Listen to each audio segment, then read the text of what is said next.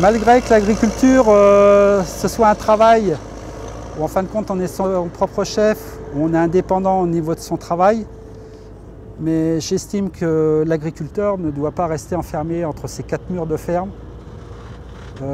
C'est pas comme ça que les choses avancent. Je vis ici, je suis né ici, sur l'exploitation, dans cette maison. À l'époque, on n'allait pas à la clinique. Bon. Donc je suis né dans la chambre au-dessus. C'était l'exploitation à l'époque. Avant 70, parce qu'on a arrêté les vaches laitières en 68. Mon père était quand même quelqu'un d'assez dirigiste quelque part, donc ça n'a pas toujours été facile de s'imposer. Ça date de mon arrière-grand-père. Hein. C'est un truc qui est venu un monte charge qui est venu de l'exploitation où était natif mon père, qui était à 20 km d'ici. Hein.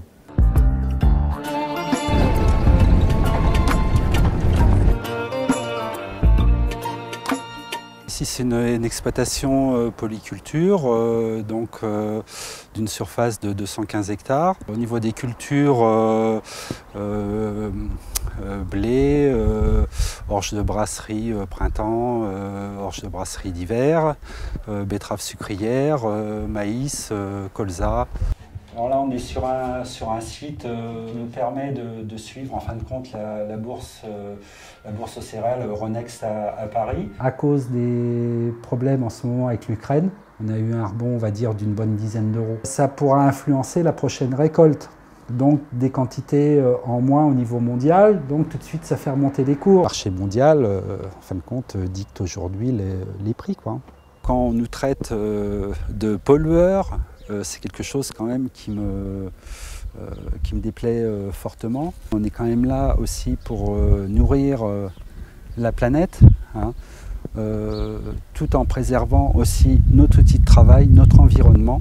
On a énormément progressé ces 20 dernières années à ce niveau-là.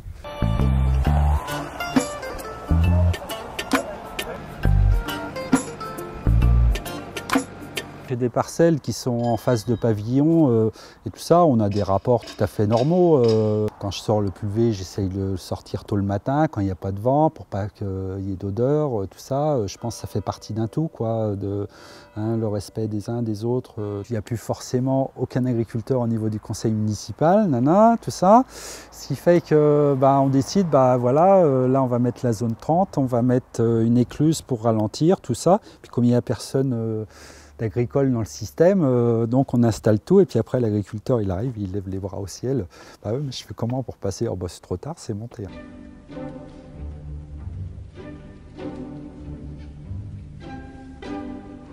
Ça fait partie aussi des charmes du métier, hein, c'est de pouvoir comme ça, d'un seul coup, il y a les lièvres, il y a un chevreuil qui passe, voilà quoi. Hein.